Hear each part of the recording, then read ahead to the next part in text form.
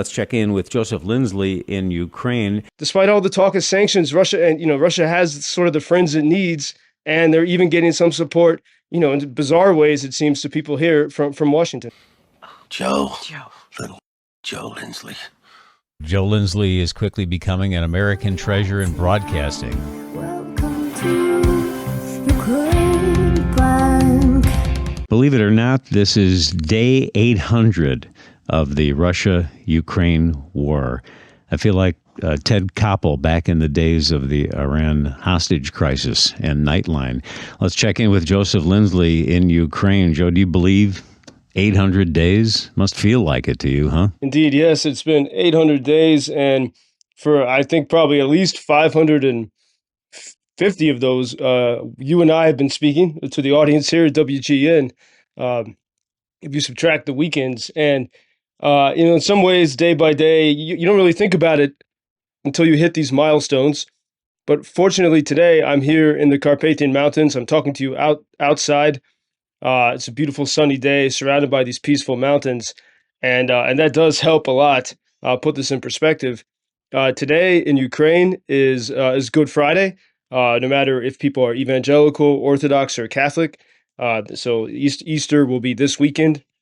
And it's a time where you really see Ukrainian tradition thrive. They really have kept so many of their traditions. In fact, there's a tomorrow on Holy Saturday.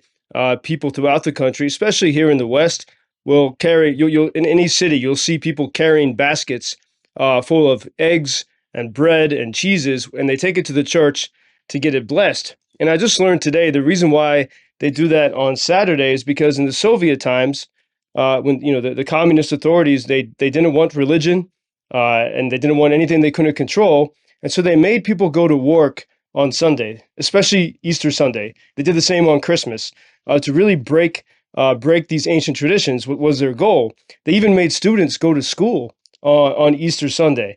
And so Ukrainians, always in their centuries-long habit of always finding a way to be free, would find, sort of the quiet times when they could go to the church and could have these ceremonies and could have these feasts.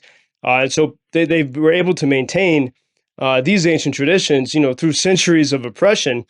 And here in the mountains in particular, you can feel that deep connection to history. Yesterday, here, the place I'm staying, which I can tell more stories about after this is all over, but there was a bonfire, and I was talking with all kinds of people from around the country. And those who have spent a lot of time in the mountains, they really remember these ancient fairy tales and the ancient wisdom. And so last night I learned that the place where I'm staying in the mountains, it's a brighter place. It's not it's sort of not evergreens. It's deciduous trees, and so there's more sunlight. And there was an ancient tradition of white magic here, but if the ridge behind me, going toward Romania, is a much darker place, and that's where the dark magic and the dark fairy tales, even the stories of Dracula and all that, come from the dark forest. And people still maintain these. They remember these stories. They feel this sort of these sort of spiritual and ancient things in the forest. And I think a lot of that explains, why Ukrainians, why for them good and evil is, the battle between good and evil is not something foreign to them. It's not something that only exists in films. Even before this full-scale war, that they grew up with these stories. And so I think those stories really prepared, in many ways, prepared Ukrainians to know, okay, when the fight comes, you can't run away from it.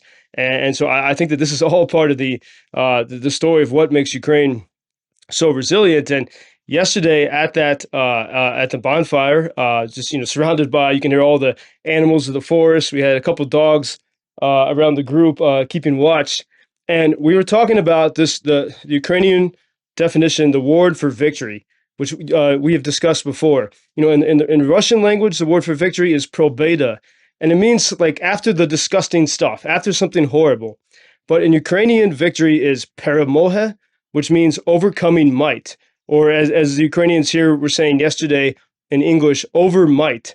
And there's a Ukrainian I know from Lviv, Darina here, and she said, the key to victory is that every person in this country needs a personal peremoha, a personal overcoming of all of your limitations, all of your fears. And if everyone can do that together, then maybe, then for sure, she said, this enemy of tyranny and totalitarianism, which is manifested by Russia, can be defeated.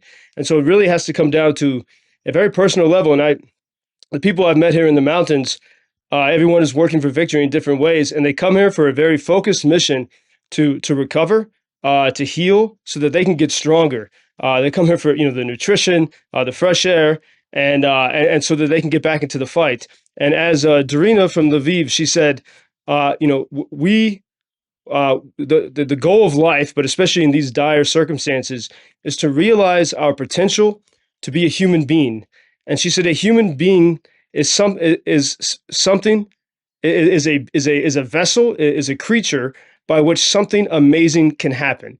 That's what it means to be human, something that can make amazing things happen and sort of do the impossible. And so here, just even in the casual conversations around a bonfire in the mountains, as I mentioned yesterday, we often talk here about how war can fix your brain, and how this dire situation forces you to understand what good and evil is, and who you are. And I see that every day here, especially these past couple of days here in the mountains. Unbelievable how the spirit is being tested, and the Ukrainians come through with flying colors. Big story here today about China helping tilt momentum in Russia's favor. And senators yesterday heard from the director of national intelligence, and the word was that China's assistance has helped Russia shore up its military. What are you hearing about that there, Joseph? Yeah, well, I mean, indeed, for a long time, there's been concerns about China and also North Korea. All these countries are in league together. One major concern with China has been so many of the drones that are used here are produced in China, even if they're purchased in America. And Ukrainians have been aware of this. So every drone, like the Mavic surveillance drone, for example, that comes into Ukraine, there's always a team that works on it to remove any potential spyware, and sort of to put Ukrainian technology into the mechanism of the drone, because everyone knows that China is ultimately partnered with Moscow, and behind the scenes and there's more and more people that are doing good research on this, but how Russia gets around sanctions, and a lot of it is China is a key partner in that. We had evidence the other day it was revealed that some of the missiles that hit Ukraine in January were produced in North Korea, and so we do. I mean, the evidence seems to be clear. Who was on that side, and yet it's curious. A big concern here has been the Treasury Department is continuing to waive sanctions for Russian banks that are involved in the oil business, and the argument is, well, we got to manage the situation. We can't have catastrophic, rise in gas prices. And so for all of the talk of sanctions, there's this enormous loophole that enables Russia to get lots of money from gas, and they can use that money, say, to pay China to produce drones and other weapons for them. And so if we start to look at the pipelines here, we can still see that, Russia, despite all the talk of sanctions, Russia has sort of the friends it needs, and they're even getting some support, in bizarre ways, it seems to people here from Washington. That is bizarre.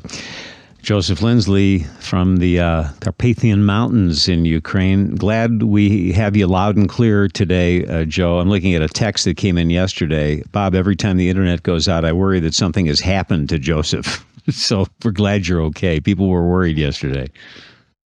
That it's been a problem throughout the country. I mean, the system is holding on, but the Russians have done a lot of damage. But Ukrainians are innovative, so I have confidence we can always get some kind of connection. Yeah, it's remarkable. Yeah, and I hope you have a peaceful weekend. We'll talk to you on Monday. Great, and a happy Easter to any Ukrainians listening. Thank you for introducing Ukraine on your social media pages.